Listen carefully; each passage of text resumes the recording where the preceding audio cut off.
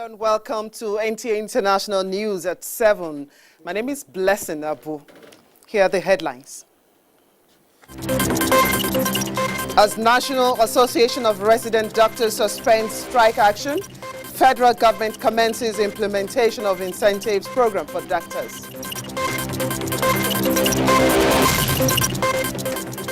President Buhari meets with Senate President on national security, pledges proactive measures in curbing banditry and terrorism. And as more than 1,000 employees of meat factory test positive in Germany, India records highest daily rise in COVID-19 since outbreak.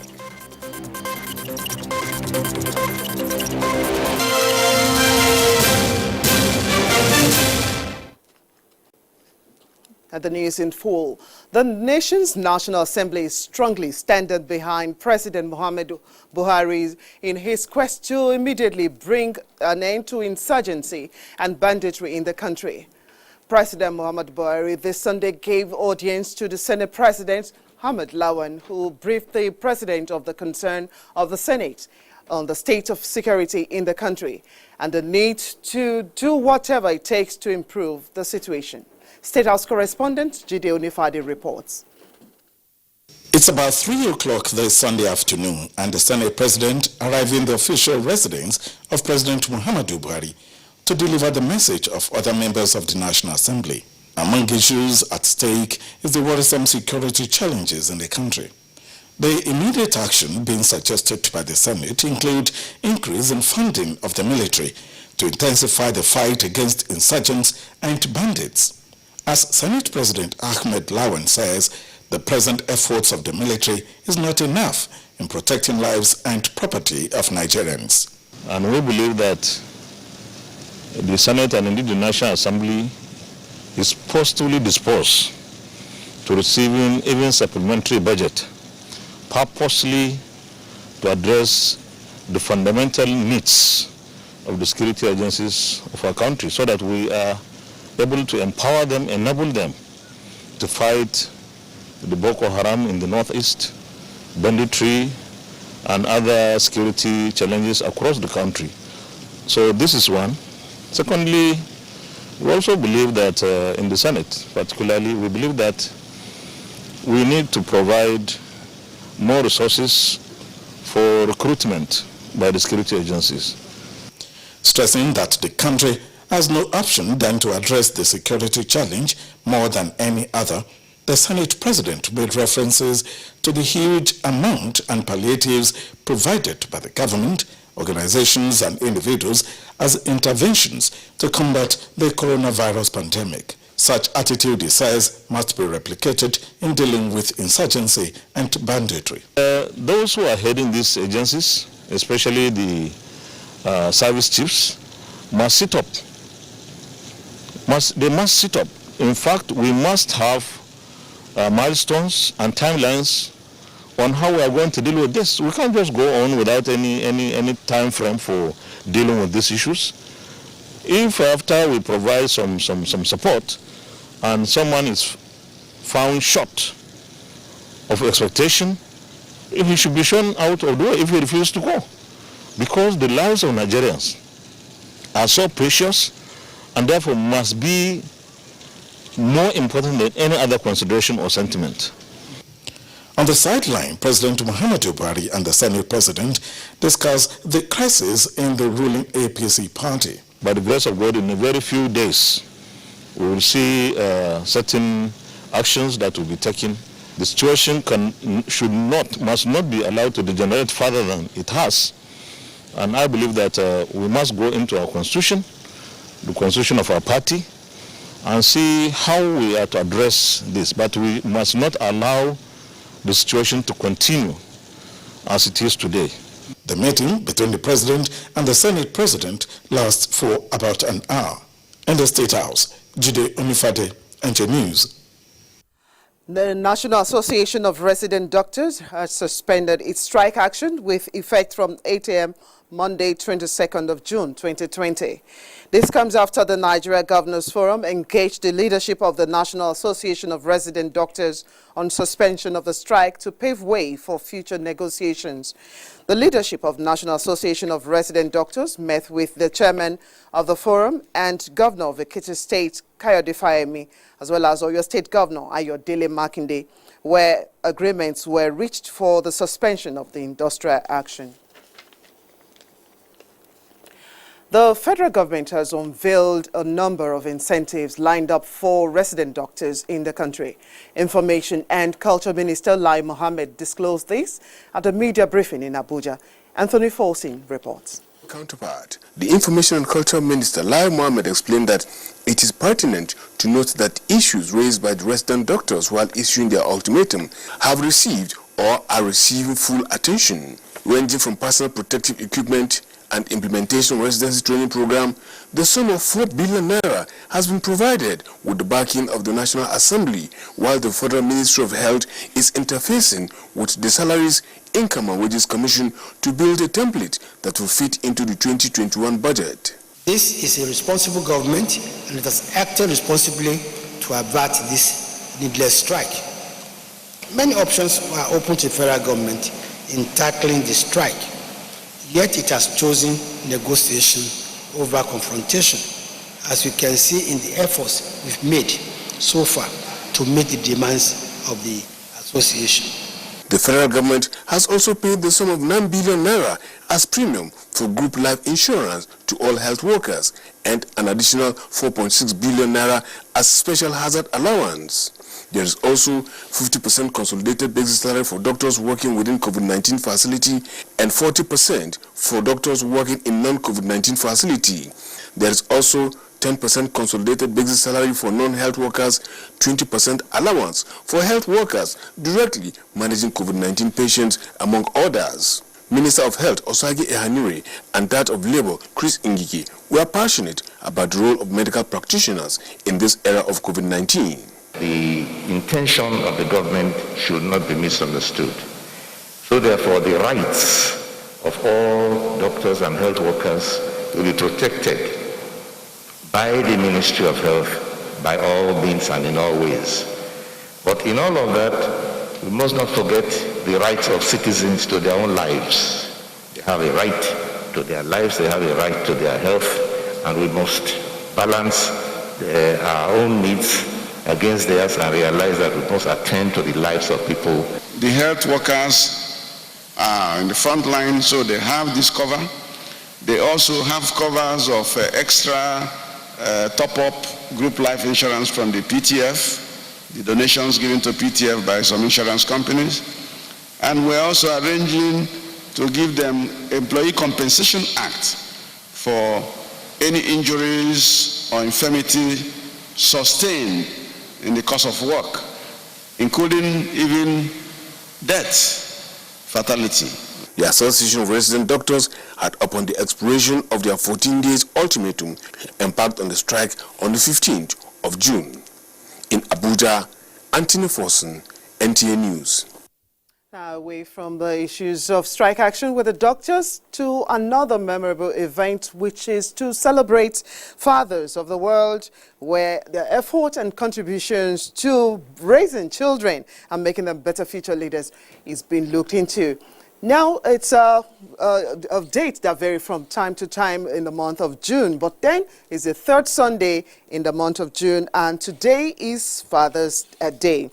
Now, while the dates vary, we'll also know that issues vary for fatherhood from time to time. Now, joining us in the studio is Rabbi Israel Uzan. He's the chief rabbi of Nigeria's Jewish community to speak on the Father's Day. Welcome to NTA International News, Rabbi Uzan. Thank you very much. And happy Father's Day to you and all the fathers around the world. Okay, let's take a look at the relevance of this day for fathers. How crucial is fatherhood to the family? Fatherhood to the family, I think every single woman can answer you how important it is to see the husband every day to the house, to help them and to see them. But in the other way, we know that in the Jewish philosophy, for example, we know that the mission of the education becomes to the father. Even if the religion, for example, coming by the mom, the mission of the education is coming from the father. But I want to say that on this time of a Father Day, it's very important maybe to compose the day in both of the sides. Also, for sure, to see the nice picture, to see the kids, to remember that they love the father and that we give them flower and gift and whatever, but also for the father to celebrate and to remember the great and the huge mission that God gave him to educate the kids and to guide the family. To be a father is to import the value that we have from our father and from the father to our father. And every single father have this mission also to receive from the kids, to listen them, to listen the new, the youngers. They have always some kind of revolution of the world, but also to remember that we have value and we imported this value from father to father, and to share this again, to listen to the kids and to give them to them. So this day, for sure, every single father have to take a very good time. Let's take a look at the greatest challenges confronting fathers today. I know fathers are supposed to be the breadwinners of family. Their serious role in proper child upbringing. What are the constraints for fathers like you today? So challenge to father, again, to give them, we can see for sure most of the family that the father is the one that is in charge of the financial aspect. Not always. We can see today that even sometimes moms are already involved in the world. We can see this more and more every day in this generation. But the mission for a father, again, to make leaders, is also to listen them. To listen, we all know, every father knows that every children that we have, everyone is completely different. And our mission is not to educate them always with who mind or with who dream, but always to listen them and to look how we can make them leaders by their dream. For example, we know that there was a story for a father that he was very sad to know that he have 11 children. All of them give him the same education, and one of them go to another way. And his rabbi remember him that the problem that he give them all of them the same education. It's not so easy to give always who own education that we want to give to them. We have to listen them. Okay, Rabbi Uzan, this year's celebration or commemoration, as we want to have it, is taking a different turn due to COVID-19. But then it has afforded families, as we've seen, to stay back home and actually bond. So how critical is this for fathers today in this dispensation?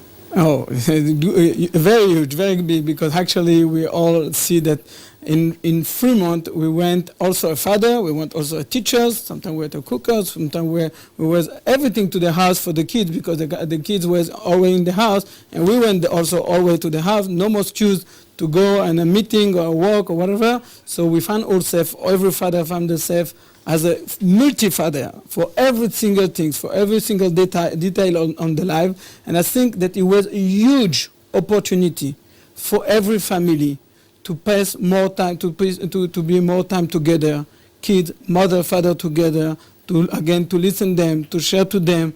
And for me, for myself, this kind of last Jewish holiday that we celebrate, usually always with family and friends, and this time only us, but only us. It was a huge and amazing opportunity, and because we have always the mission to see the good on everything, I think that this is the best moment that this COVID-19 gives us.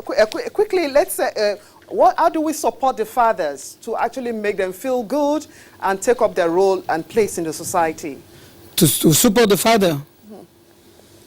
You mean to support the father? I think we now have to remember that the father is more unlimited than what father thinks. So many times we believe that we are too limited, we can do this and this together, and we have only two hands. Mother have more capacity to manage many things, but we are concentrated, we cannot do so many things. I think that every father have to remember that on the day that he have a mission to be a father, the same day God give him all the capacity to do so many more, many more. All right, Rabbi Israel Uzan, Chief Rabbi of Nigeria Jewish Community.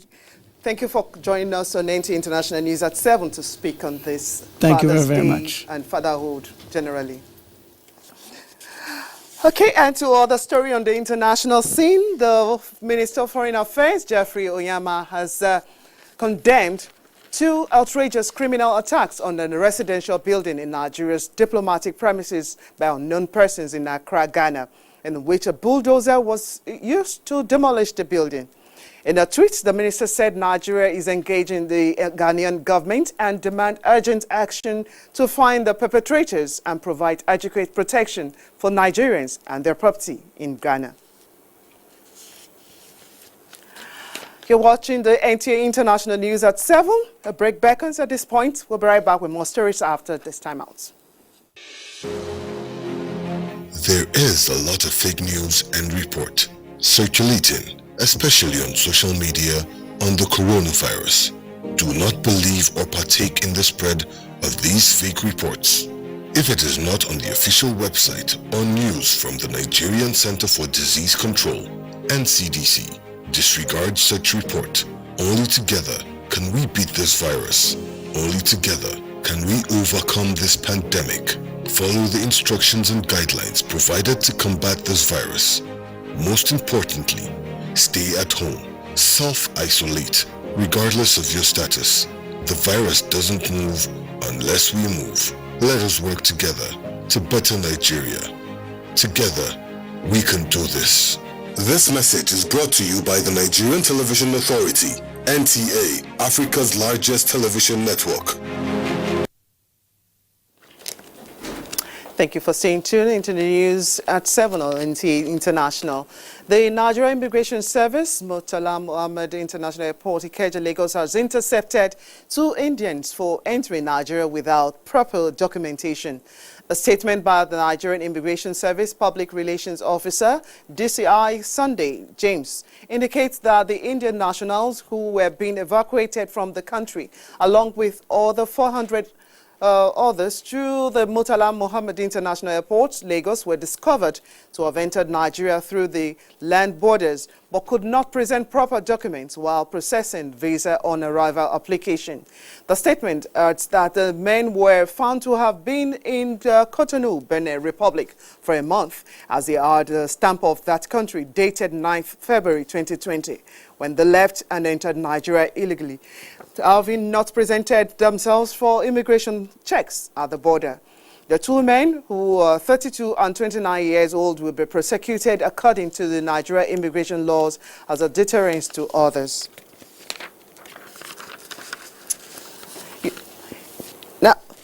Now in the outgone week, Nigeria recorded a total of 99 fatalities from COVID-19 as the world saw a sharp spike in infections. Let's join Joyce Ometo for a review of the global scourge as the new week rolls in.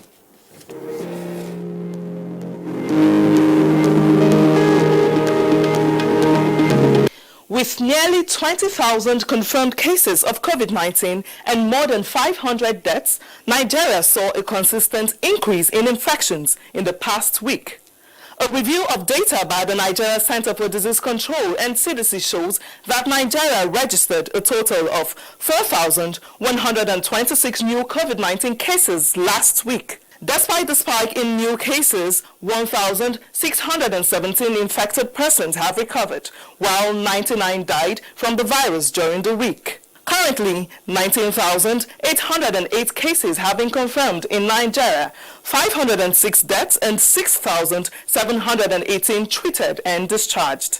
At the continental level, figures published by Worldometer as at 6 p.m. local time reveal 301,045 confirmed cases of the virus in Africa, 7,972 deaths and 146,030 recoveries. The latest figures show an increase of 64,392 new infections in 7 days.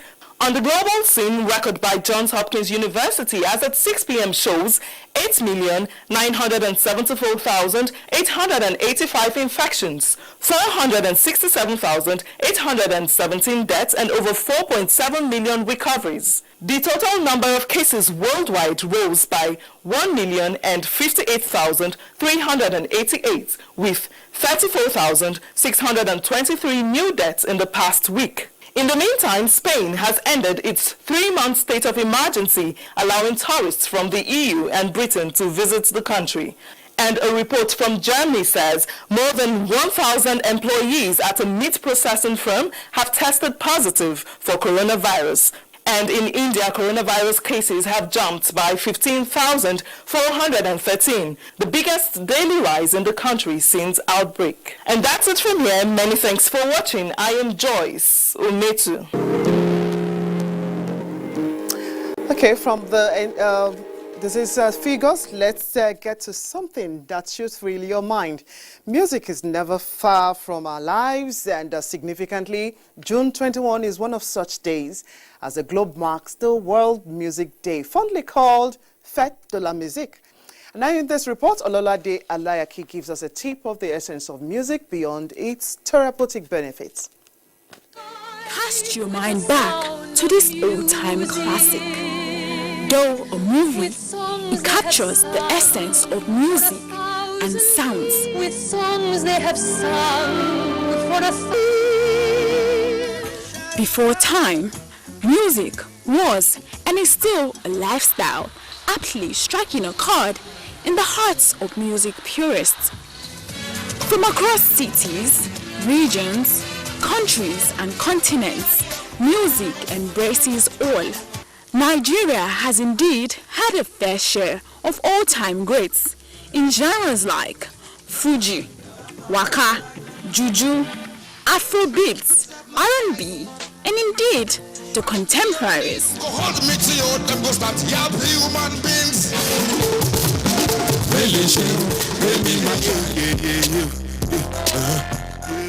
Each decade unveils brilliance in the craft of making music.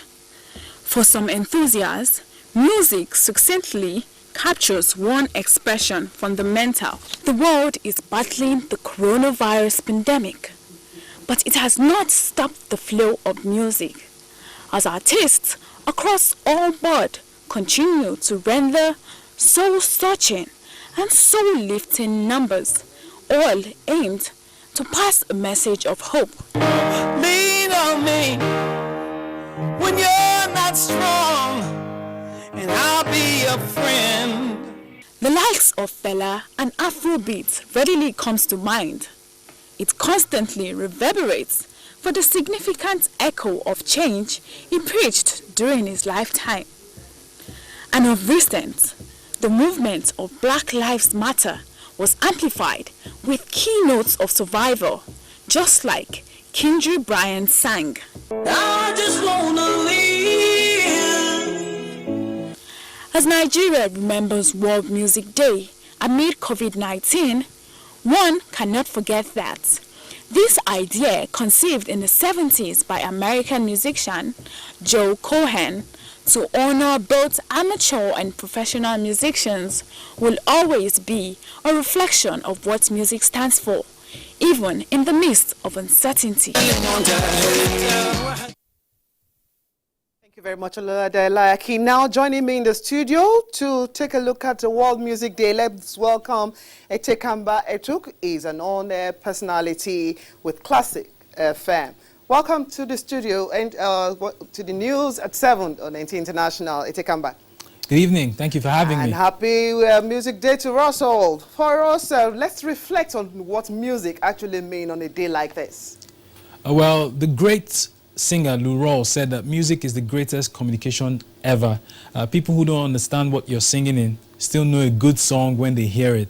And music is the food of love. So certainly we wanted to play on across board. Okay, for this celebration known as, of course, as the Fête de la Musique, that's in French, this has been on for 38 years. And for us in Nigeria, we've had artists cutting across the different genres. And how does it resonate with us as a people? Well, music is one of our best forms of expression. We've talked about the way there are a lot of Nigerian originated genres of music. Talk about Bata, talk about Waka, talk about Afrobeat and the likes, where we express ourselves, we express our culture, and we show that communal, united front as Nigerians. So it's reflective for us, it's nostalgic, and it's beautiful. Yes, just like we've seen in several other entertainment as well as recreational opportunities, COVID-19 is putting a serious lull on everything in the industry. How has it played out for those of you on radio as well as some other aspects of the showbiz world? Well, it's our job to entertain. No matter what, we've got to put out that bold front, give you lovely music. I mean, I was working earlier today and I had to bring in a guest. Happens to be the daughter of the legendary Bongos Ikwe, Jessica Bongos, and we talked about music, about what it does, the inspiration, the fact that music has been such a uniting factor for many people. Nigerian music is global now, and part of the reason why the world is taking notice of Nigeria is because of the songs we play. So the classics from way back bring all sorts of nostalgia, all sorts of feelings of love, of joy, and it's helped people, even in these times, to get through via the radio. I know there's a fusion between the older generation's kind of music and today's youth. Tell us what it is that gives us the kick as a form when we want to present that which we call Nigerian music. Now, it's simple. In order for your music to stand the test of time, you need to learn from the elders. There are musicians that did music from way back. We talk about Fela, talk about Ebenezer Obey, Rex Lawson, Chief Oliver the Coke, Stephen Osadebe, Chief Ian Henshaw, and the likes. And the people that are doing music that has potential to be timeless today went to learn from the timeless classics, and they're revealing it in what they're doing today. So we got to learn from music of the past, Christy Essie and Ibokwe, those folk songs, those songs that had message, that had meaning, that had lessons, and infuse them into what the young people are doing, blending it and doing a lot more of hip-hop, Afro-pop, high life. Don't forget the roots. Don't forget the content. Don't forget the message, the melody of great music, and that connection is the link between the old and the new. All right, Etuk, I would have loved you to rap because I know you're a rapper as well. You do this as a hobby. But then you could actually use one or two sounds to cue me back to my next story, which is on sports. Music and sports go together as well. Yes, music and sports always on top, and we love hip-hop and we just don't stop. When you listen to the music and can help you do sports, you can have a lot of fun and you can keep going on and on. All right, Etekamba, thank you very much. And now it's time for sports.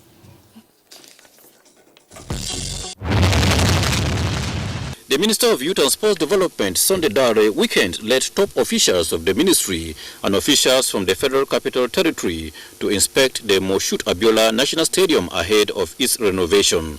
At the Package B section of the stadium, which has the indoor sports halls, outdoor games facilities and the swimming pool, the minister ordered illegal occupants to vacate on or before July 15 to give unfettered access to those ready to fix the sports facilities. Meanwhile, the Katsina state government is reminding all residents of the state of the ban on all sporting activities, which is still in force because of the coronavirus pandemic.